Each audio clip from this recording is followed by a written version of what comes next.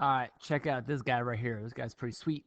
So now we're going to solve trigonometric equations now, and we're going to have to apply the sum and difference formula on the left side, but we want to know when is all this equal to -1, and you're going to see that a lot of this is going to overlap with section 5.3, which was solving trig equations. So we want to go ahead and start by just simplifying the sine of x plus pi over 4 and sine of x minus pi over 4 by doing the sum formula right here and doing the difference formula.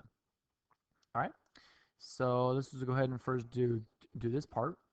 This would be the sine of x times the cosine of pi over 4 plus the cosine of x times the sine of pi over 4.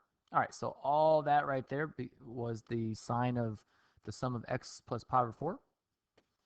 All right, now let's go ahead and do this part now, which is what's the sine of x minus pi over 4? Well, that's going to be sine of x times the cosine of pi over 4 minus cosine of x times the sine of pi over 4, and that's all equal to -1. Okay, so same thing like what happened in last example. We had the cosine x sine of pi over 4, the minus cosine of x pi over 4, those guys both canceled out. And notice that we have two of these guys, 1, 2. So I'm just going to say 2 sine of x cosine of pi over 4, okay? Because those guys just cross out because it's the same thing. And then we have 1 and 2 of those, so that equals -1. Okay. Let's see here. Cosine of pi over 4 is square root of 2 over 2, so I have 2 sine radical 2 over 2 equals -1. Notice that right here now that we have a 2 on top and a 2 on the bottom, so we could be like, wha cha.